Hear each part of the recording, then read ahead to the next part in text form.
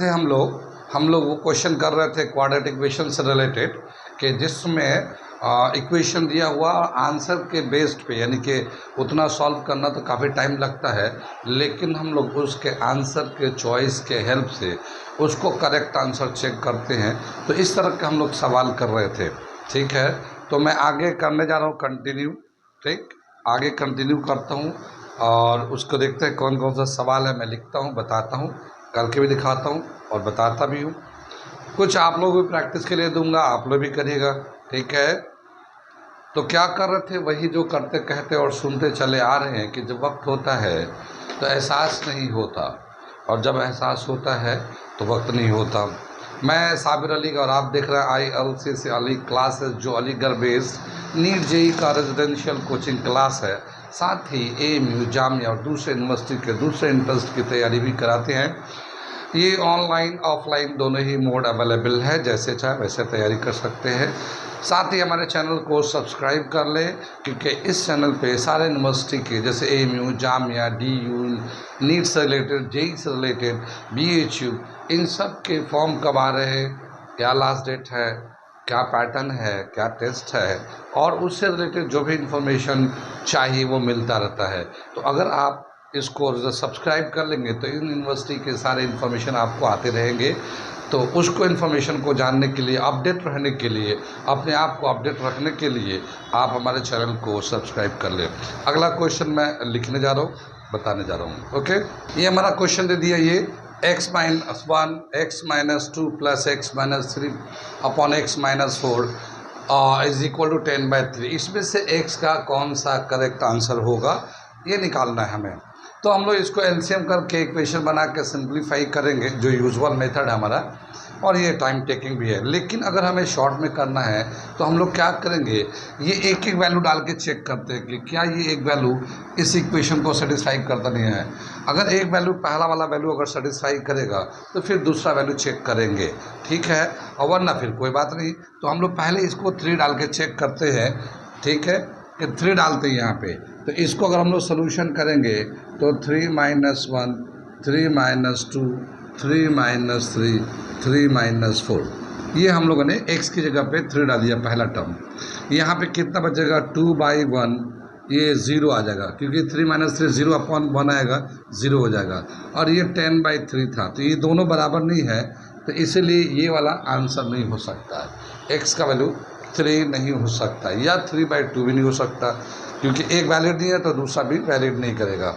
तो हम लोगों ने ये चेक किया, तो ये पहला वाला तो आंसर नहीं है। -3 से चेक कर लेते हैं।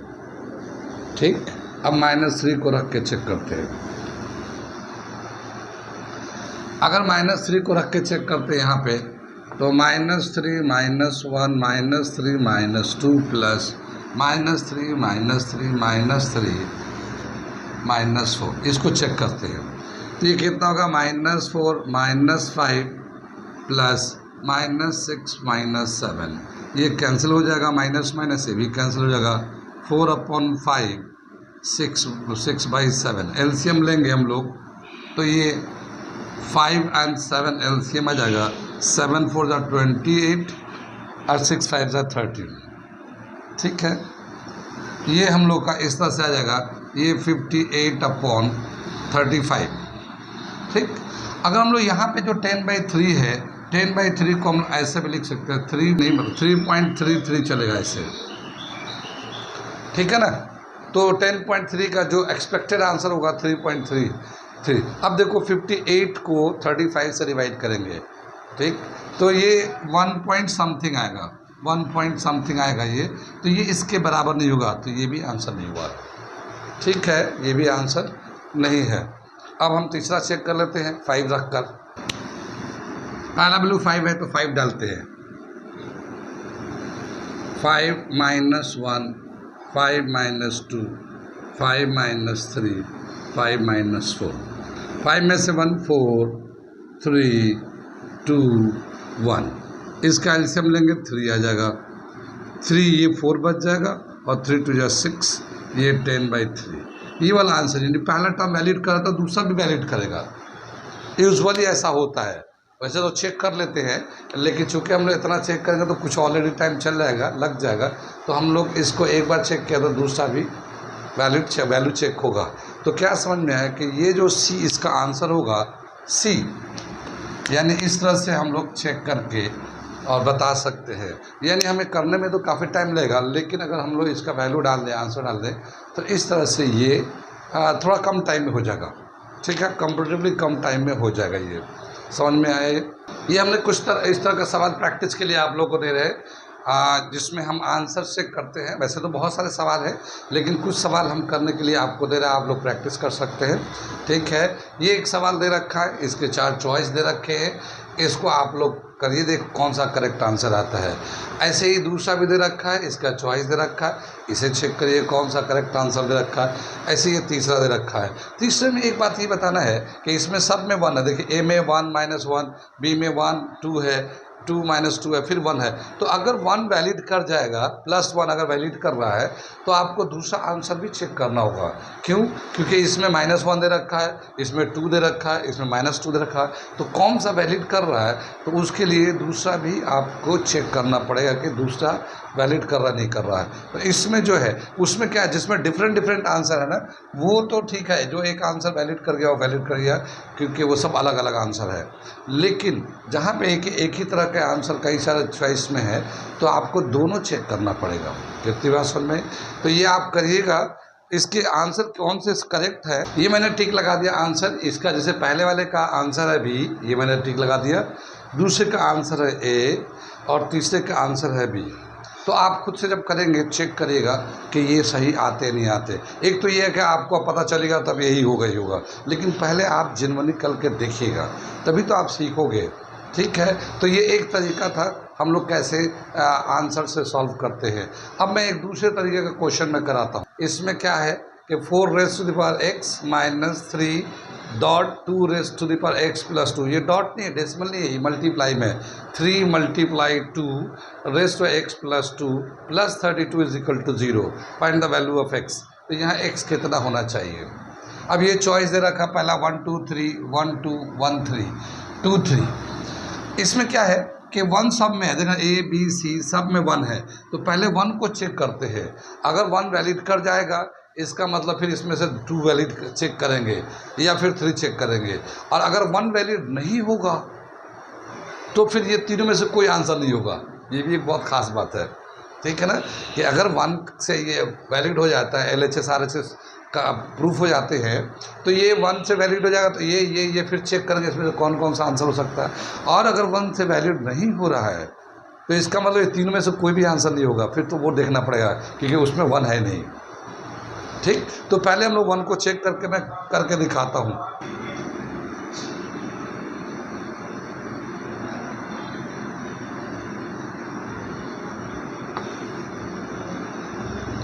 ये हम लोगों ने LHS लिख लिया, और ये इसको हम लोग 0 के बराबर दिखाना है।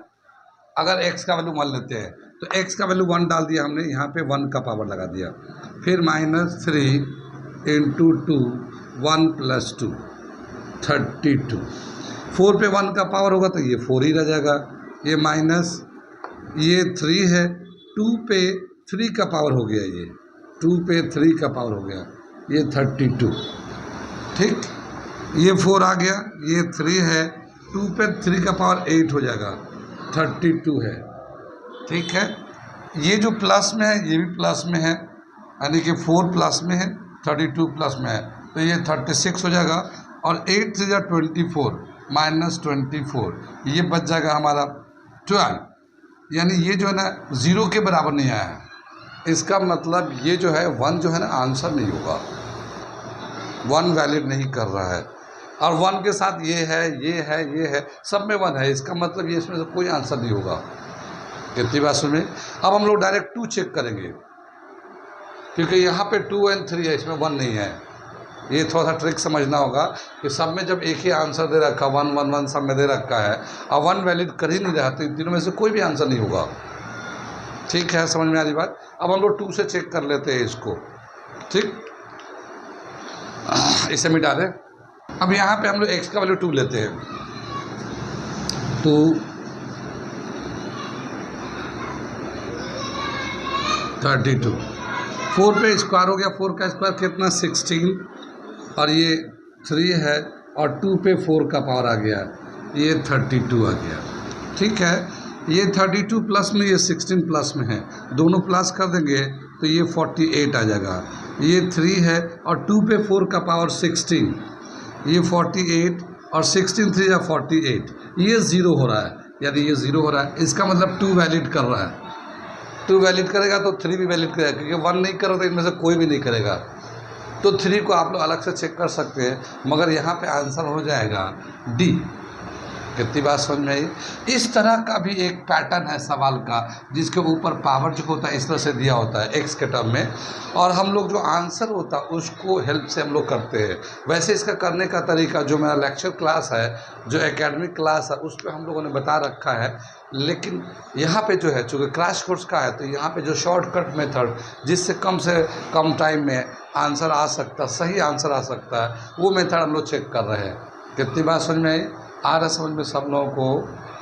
आगे चले हम लोग, ठीक है, आगे चलते हैं। एक क्वेश्चन और मैं करता हूँ ताकि आपको और समझ में आए, फिर मैं 2-4 क्वेश्चन इसी तरह का दे दूंगा प्रैक्टिस करने के लिए। ठीक है, एक सवाल इस तरह का दे रखा है, x पे पावर है 2/3, यहाँ पे x पे पावर है 1/3 माइनस 2 = 0। अब बताना है यहाँ पे x का कौन सा वैल्यू इसमें वैलिड करेगा। ये 8 1 8 -1 -8 -1 -8 1 प्लस, यानी सेम वैल्यू है, 8 1 है, लेकिन साइन का फ़र्क है, साइन का फ़र्क है। तो इसमें कौन सा वैलिड करेगा? तो देखो, पहले 8 ले लेते हैं तो प्लस में ले लेते हैं, तो प्लस प्लस, तो ये 2 चेक हो जाएगा, और फिर माइनस लेंगे तो ये 2 में से कोई एक होगा। ठीक है ना? अगर +8 वैलिड करेगा तो इन दोनों में से कोई एक आंसर होगा, या फिर -8 वैलिड करेगा तो इन दोनों में से कोई एक आंसर होगा। तो पहले हम लोग 8 ले लेते हैं x की जगह पे। कहाँ पे? 8 ले लेते हैं x की जगह पे। तो सोल्यूशन कर रहे हैं हम लोग, ये 8 हो गया 2/3, ये 8 हो गया 1/3 -2, ये ले लिया। इसमें हम लोग क्या करेंगे, इसको चाहे तो एक बार स्क्वायर कर लो 64, ये पहले 8 का स्क्वायर कर लो, और फिर उसका ऊपर जो ना क्यूब रूट लगा लो, ऐसे, ये इस तरह से कर सकते हैं। और यहाँ पे 8 पे क्यूब रूट तो है ही है, 1/3 पावर है -2, ये 8 का स्क्वायर करेंगे तो 64 आ जाएगा, और 64 का क्यूब रूट लेना है, और 8 का क्यूब रूट 2 आता है, ये -2। ठीक है, 64 का जो क्यूब रूट लेंगे तो 4 आ जाएगा, +2 -2, ये 0 नहीं हुआ, ये 0 नहीं हुआ। ठीक है ना? Not equal to 0। इसका मतलब ये 8 वाला जो +8 है, ये आंसर वैलिड नहीं करेगा, तो ये दोनों तो चला गया। अगर हम लोग माइनस वाला चेक करते हैं, तो माइनस वाला चेक कर रहे हैं इसमें से, तो यहीं पे हम, ये प्लस का समझ में आ गया ना ये, अब इसी को हम लोग माइनस में कर देते हैं। तो मैं कर क्या रहा हूँ कि यहाँ इसको माइनस कर दिया और यहाँ पे माइनस कर दिया। ठीक है, जब माइनस का स्क्वायर करते हैं तो प्लस आ जाएगा, माइनस का स्क्वायर करेंगे तो हम लोग, ये प्लस में 64 आ गया। कितनी बात में? और यहाँ पे क्या होगा, ये जो है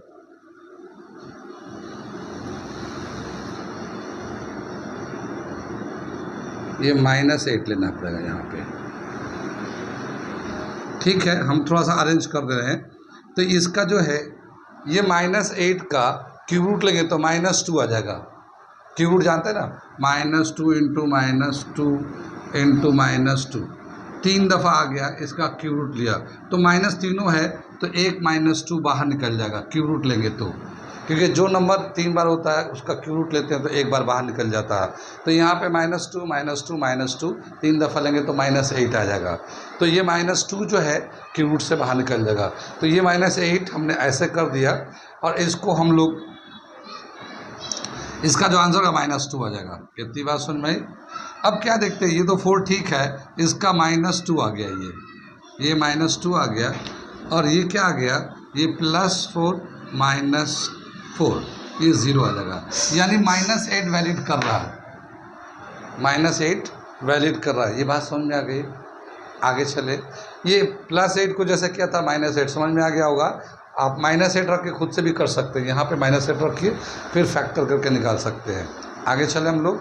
अब इसमें से नेक्स्ट जो पार्ट रखा है ये -1 +1, इन दोनों में से कौन वैलिड करेगा। ये तो -8 वैलिड कर रहा, तो सी भी हो सकता है, डी भी आंसर हो सकता है, और दोनों में -8 है, तो सी या डी।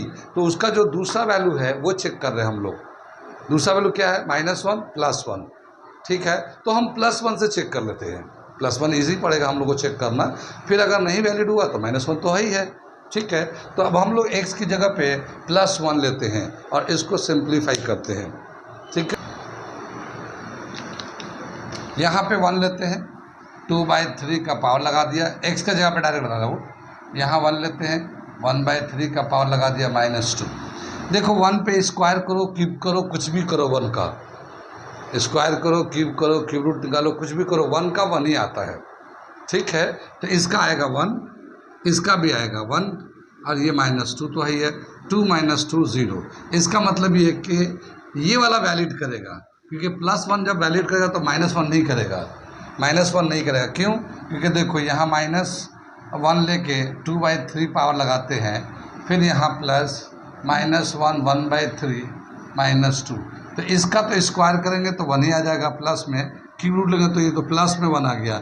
लेकिन ये -1 जो है क्यूब रूट निकालेंगे तो -1 आ जाएगा, और ये -2 आ जाएगा, 1 - 3, और ये 0 के बराबर नहीं है। इसका मतलब डी आंसर है। कितनी बात सुनिए, डी आंसर है।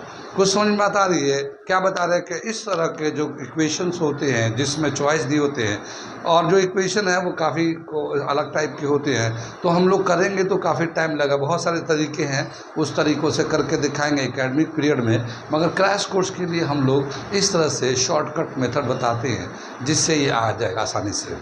मैं 2-4 क्वेश्चन आप लोगों के लिए दे देता हूँ, आप लोग खुद भी कर सकते हैं प्रैक्टिस। तो मैं इस तरह के पैटर्न के हिसाब से 2-3 क्वेश्चन दे देता हूँ आपको, ठीक है।